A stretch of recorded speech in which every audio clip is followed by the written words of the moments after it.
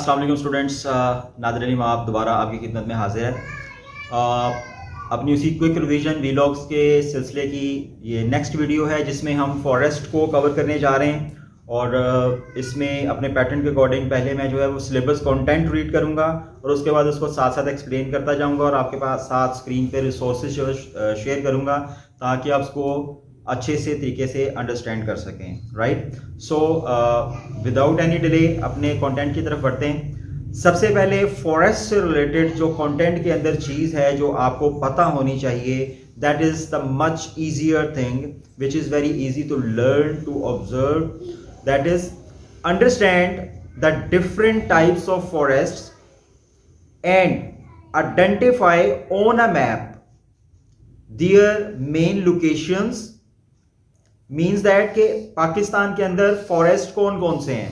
जैसे north side से अगर हम शुरू करें तो माउंटेन्स में हमारे पास एल्पाइन फॉरेस्ट हैं, उसके बाद नीचे कॉनिफेरस फॉरेस्ट, नीचे प्लेन्स में आ जाए तो रिवरेन या जिनको लोकल लैंग्वेज में बेला फॉरेस्ट भी बोलते हैं, और नीचे साउथ की तरफ बिल्कुल आप जब अरेबियन सी के पास चले जाएं तो वहां पे मैंग्रोव्स फॉरेस्ट हैं।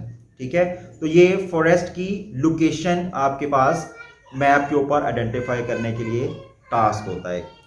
सेकेंड पॉइंट है understand the physical factors that control the distribution of different types of forest and the human factors which have reduced their extent. ये दो डिफरेंट एंगल्स हैं, इसको वन बाय वन मैं explain करता हूं। पहला है जी फिजिकल फैक्टर्स।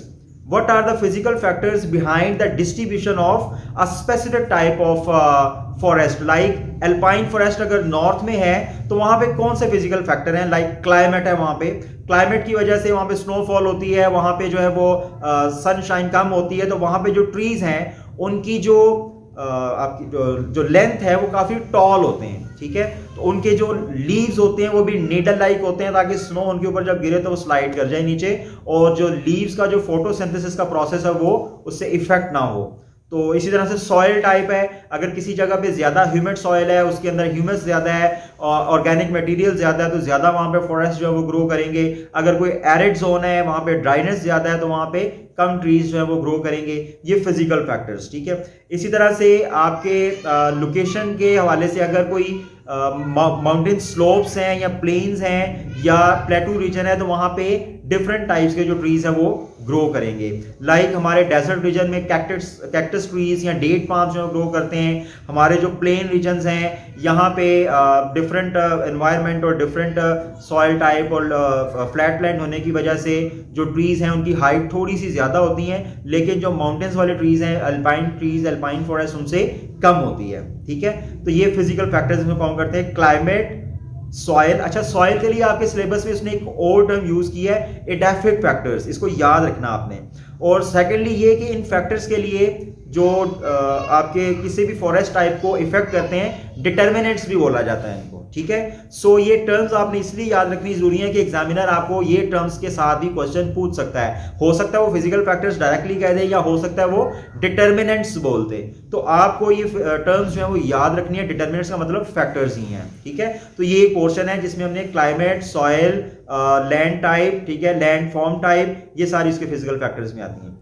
सेकेंड थिंग है human factors which are affecting और रिड्यूसिंग द एक्सटेंट, यानी कि जो फॉरेस्ट का जो ज्यादा एरिया था वो रिड्यूस हो रहा है, फॉरेस्ट कम हो रहे हैं, तो उसमें कौन कौन से ह्यूमन फैक्टर्स हैं? अब सबसे पहले तो आपकी ग्रोइंग पॉपुलेशन है जिसकी वजह से आपको अर्बनाइजेशन की नीड्स हैं, आपकी सिटीज ग्रो कर रहे हैं। फिर टूरिज्म के हवाले से वहाँ पे जो है नए प्रोजेक्ट्स बन रहे हैं, जैसे न्यू मरी प्रोजेक्ट है, पतराटा एरिया जो उन्होंने डेवलप किया है और वहाँ पे ट्रीज जो है वो कट किए गए हैं। सो अर्बनाइजेशन एक बहुत बड़ा फैक्टर है आपकी ग्रोइंग पॉपुलेशन की वजह से, प्लस वहाँ पे रोड्स वगैरह, जैसे पाकिस्तान में सी पैक का एक बहुत बड़ा नेटवर्क चल रहा है। ठीक है, रोड्स बन रहे हैं, तो सी पैक जहां जहां पे वो रोड बन रहे हैं सी पैक के अंडर वहां वहां पे जाहिर है ट्रीज वगैरह भी कट रहे हैं, तो this is a huge factor और the human factor which is cutting down the extent of the trees और द फॉरेस्ट।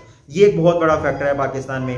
फिर पाकिस्तान के अंदर हम लोग लकड़ी काटने के लिए जलाने के लिए यूज़ करते हैं, because at several places there are no options for gas और सिलेंडर्स और लाइक दिस। सो उसमें क्या होता है कि they people cut the trees and they use that wood as the fuel wood, right. ये बहुत बड़ा फैक्टर है। तो ये ह्यूमन फैक्टर्स हैं जिसकी वजह से ट्रीज आपके कम हो रहे हैं। थर्ड पॉइंट है understand the reasons for the development of plantations in the Indus plain. Indus plain के अंदर जो प्लांटेशंस हैं, अच्छा प्लांटेशंस या इरिगेटेड प्लांटेशंस इनको बोला जाता है। ये नाम से ही पता चल रहा है कि दीज आर प्लांटेड ट्रीज। इन ट्रीज को खुद से ग्रो किया जाता है, एक एरिया स्पेसिफाई करके स्पेसिफिक एरिया के ऊपर इन ट्रीज को, इन फॉरेस्ट को हम ग्रो करते हैं, उनको इरिगेट करते हैं, उनको इरिगेटेड प्लांटेशंस बोला जाता है। फॉर एग्जांपल छांगा मांगा का एक बहुत बड़ा जो है वो मैन मेड फॉरेस्ट है जिसको प्लांटेशंस के हम लोग काउंट कर सकते हैं एज एन एग्जांपल। खानेवाल के अंदर रख उलामा, तो डिफरेंट प्रोजेक्ट्स हैं जो हमने इंडस प्लेन के अंदर लगाए हैं। अच्छा, अब इंपॉर्टेंट बात यह है कि इंडस प्लेन में ये प्लांटेशंस क्यों इतनी ईजी हैं हमारे लिए? इसलिए ईजी है क्योंकि हमारे पास अपॉर्चुनिटी है रिवर्स की। तो अलोंग द रिवर बैंक्स और near the rivers we can grow these plantations easily and we can irrigate them, ठीक है। तो प्लांटेशंस याद रखनी है। देन है जी afforestation on mountain slopes and plateaus. Plateaus plateau की ही एक टर्म है, प्लेटू को ही बोलते हैं बेसिकली। तो माउंटेन स्लॉप्स के ऊपर जो कटिंग ऑफ ट्रीज हुई है बिकॉज ऑफ डिफरेंट फैक्टर्स जो भी हमने देखे, तो वो जो कटिंग ऑफ ट्रीज हो चुकी है उस जगह के ऊपर दोबारा से जब हम ट्रीज लगाने के प्रोजेक्ट स्टार्ट करते हैं तो उनको बोलते हैं अफोरेस्टेशन प्रोजेक्ट्स। जैसे कि आपकी हुंजा वैली के अंदर या गिलगित बल्तिस्तान के अंदर देयर आर सेवरल प्रोजेक्ट्स जिनको अफोरेस्टेशन प्रोजेक्ट्स कहा जाता है। तो ये आपकी एग्जांपल्स हैं हुंजा के अंदर जो प्रोजेक्ट चल रहा है। और मोर स्पेसिफिकली वहां पे जो आगा खान ऑर्गेनाइजेशन है उन्होंने ये इस प्रोजेक्ट को, उनका पूरा नाम है आगा खान रूरल डेवलपमेंट ऑर्गेनाइजेशन, तो उन्होंने वहां पे इस प्रोजेक्ट को अपहोल्ड किया है और वहां पे वो ट्रीज लगा रहे हैं अंडर द अफोरेस्टेशन प्रोजेक्ट्स। इसके अलावा मंगला तरबेला डैम्स जो हैं उनकी सराउंडिंग एरियाज में मंगला तरबेला वाटरशेड उसको बोलते हैं, वहां पे डिफरेंट जो ट्रीज हैं वो ग्रो किए जा रहे हैं। तो ये हमारे अफोरेस्टेशन प्रोजेक्ट्स में आ जाते हैं। नेक्स्ट पॉइंट है जी understand the value of forest as a resource for development. अब अगेन यहाँ पे जैसे कल वाटर रिसोर्स हमने पढ़ा था, तो डेवलपमेंट यहाँ पे इकोनॉमिक पॉइंट ऑफ व्यू से ही काउंट की जाती है। और आगे है and the importance of their sustainability. अब दोनों को अलग अलग हम लोग जो है वो समझते हैं। Value of forest, value of forest क्या है? आपके फॉरेस्ट की जो ट्रीज है, ट्रीज को जब हम काट लेते हैं ना तो इसको हम बोलते हैं timber. That timber is use for several purposes. उसमें सबसे बड़ा पर्पस हमारा बिल्डिंग मटेरियल है, फर्नीचर है, ठीक है, ये हम उससे बनाते हैं टिम्बर से। फिर टिम्बर को काट के जब हम उसको प्रोसेस से गुजार के रिफाइन करते हैं ना तो उसको लंबर बोला जाता है। तो ये टर्म्स भी आप याद रखनी है। टिम्बर तो खास तौर पे याद रखनी है कि जब लकड़ी कट जाता है ट्री तो उसकी जब लकड़ी में कन्वर्ट करते हैं तो उस कटे हुए ट्री को हम टिम्बर बोलते हैं, और उसको जब काट के लकड़ी बनाते हैं तो उसको लंबर बोलते हैं, राइट। अच्छा जी, इकोनॉमिक वैल्यू, फर्नीचर बनाएंगे, एक्सपोर्ट करेंगे, पाकिस्तान की नेशनल इकोनॉमी में जीडीपी और फॉरेन एक्सचेंज एडअप होगा, कंट्रीब्यूट होगा। लोकल इकोनॉमी में ये है कि लोकल पीपल जो वहां पे जो इस फॉरेस्ट के अंदर प्रोजेक्ट्स के अंदर इन्वॉल्व है उनको जॉब्स मिलेंगी, उनको एम्प्लॉयमेंट मिलेगी, उनकी इनकम जो है वो इंक्रीज करेगी।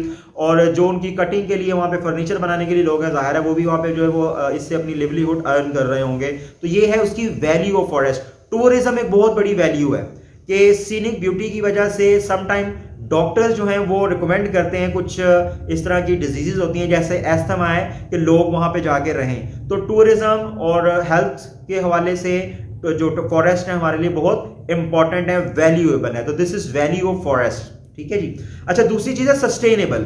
सस्टेनेबल फॉरेस्ट्री का वर्ड जो है वो यहाँ पे ज्यादा सुटेबल है। सस्टेनेबल फॉरेस्ट्री सिंपल चीज आप याद रखें कि when the rate of cutting of trees less than the rate of planting of trees is there, that is called sustainable forestry।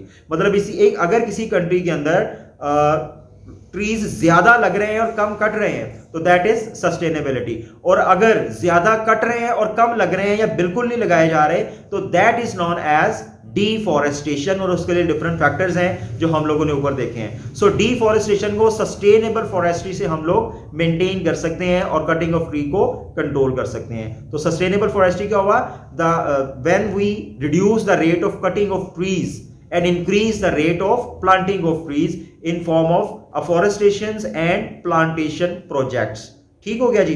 अच्छा जी, अगला पॉइंट है, second last point, explain the effects of deforestation such as soil erosion. कल हमने siltation की बात की थी, अभी आप ये मैप में और डायग्राम में भी देखें कि जब ट्री स्लॉप से कटते हैं और वहीं से जाहिर है ऊपर से ग्लेशियर मेल्ट होके वो रिवर में भी वो वाटर आ रहा है, तो उस फ्लोइंग वाटर से वहां पे वाटर की स्पीड भी ज्यादा होती है, रनिंग वाटर की। तो वो जो जब ट्रीज भी कट जाते हैं तो सॉइल जो है वो वाटर के साथ इरोड होती है, और that soil is in form of silt is now residing at the bottom of the dams. तो कटिंग ऑफ फॉरेस्ट का क्या सबसे बड़ा इंपैक्ट है कि सिल्टेशन का प्रॉब्लम होता है। अच्छा, वो तो सिल्टेशन का हो गया, जहां पे सॉइल इरोजन हो रही है वहां पे फिर आपकी वेजिटेशन ज्यादा अच्छी तरह से ग्रो नहीं कर पाती। सो सॉइल इरोजन एक बहुत बड़ा इंपैक्ट है डिफॉरेस्टेशन का। देन लास्ट पॉइंट है हमारा, evaluate possible solutions to the problems caused by deforestation. अब पॉसिबल सॉल्यूशन ऊपर हमने जो एक्सप्लेनेशन में देखे हैं उन्हीं में से हम लोग पिक कर सकते हैं, जैसे कि माउंटेन स्लोप्स हैं, वहां पे रीजनेबल क्लाइमेट है, सूटेबल क्लाइमेट है, तो हमारे पास एक अच्छी अपॉर्चुनिटी है कि वहां पे हम ट्रीज ग्रो करें। प्लेन्स के अंदर रिवर्स हैं हमारे पास, रिवर्स के बैंक्स के साथ, रिवर्स की सराउंडिंग में हमारे पास केनाल सिस्टम एक बड़ा अच्छा एस्टैब्लिश सिस्टम है, उनकी सराउंडिंग में बैंक्स के साथ हम लोग ट्रीज जो है वो प्लांट कर सकते हैं, जिससे दो तरह के फायदे होंगे। बेसिकली फॉरेस्ट के दो मेजर फंक्शंस होते हैं, एक होता है प्रोडक्टिव, एक होता है प्रोटेक्टिव। अब जो प्रोडक्शन है वो तो हर तरह के फॉरेस्ट के अंदर से हमें प्रोडक्शन तो मिलती है, हमें टिम्बर भी मिलेगा, वहां पे जो आपका एनवायरनमेंट है वो भी आपका जो है वो प्रोड्यूस होगा, अच्छा एनवायरनमेंट प्रोड्यूस होगा, वहां से आपको फार्मास्यूटिकल हर्ब्स मिलेंगी, प्रोडक्टिव फॉरेस्ट है, फ्रूट्स मिलेंगे।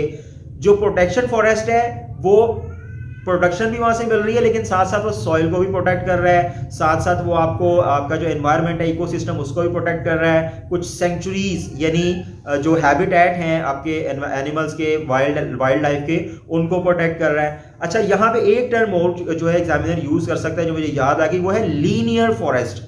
प्रोटेक्शन फॉरेस्ट जो होते हैं ना, प्रोटेक्शन फॉरेस्ट ये ज्यादातर मैन मेड है, यानी प्लांटेशंस होती हैं, और ये रेलवे ट्रैक्स के साथ साथ, ये रोड्स के साथ साथ, ये आपके किनाल्स के साथ साथ जो है लाइन में ट्रीज लगे होते हैं, एकड़ों तक फैले होते हैं, तो इनको हम लीनियर फॉरेस्ट बोलते हैं। ठीक है, तो ये प्लांटेशंस की ही एक टाइप है और फंक्शन है प्रोटेक्शन इसका, इस तरह के फॉरेस्ट का।